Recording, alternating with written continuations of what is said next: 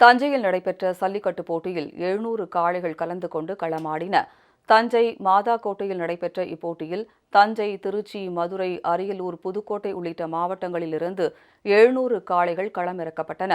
காளைகளை அடக்க 400 மாடுபிடி வீரர்கள் அனுமதிக்கப்பட்டனர்.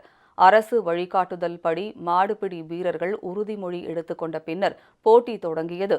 வாடிவாசலில் இருந்து ஒன்றன் பின் ஒன்றாக சீறி பாய்ந்து வந்த காளைகளை பிடிக்க மாடுபிடி வீரர்கள் சுற்றி சுழன்றனர்.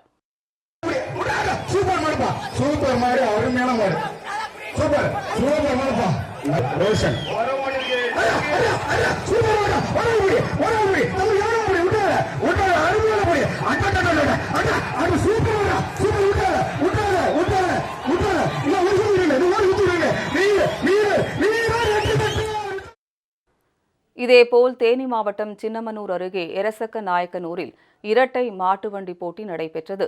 தட்டாஞ்சிட்டு, தேஞ்சிட்டு, பூஞ்சிட்டு, நடுமாடு, பெரிய மாடு உள்ளிட்ட 7 பிரிவுகளில் 300க்கும் மேற்பட்ட இணை காளைகள் போட்டியில் பங்கேற்றன. சீறி பாய்ந்து சென்ற மாட்டு வண்டிகளை சாலையோரம் நின்றிருந்த பொதுமக்கள் ஆரவாரத்துடன் கண்டுகளித்தனர்.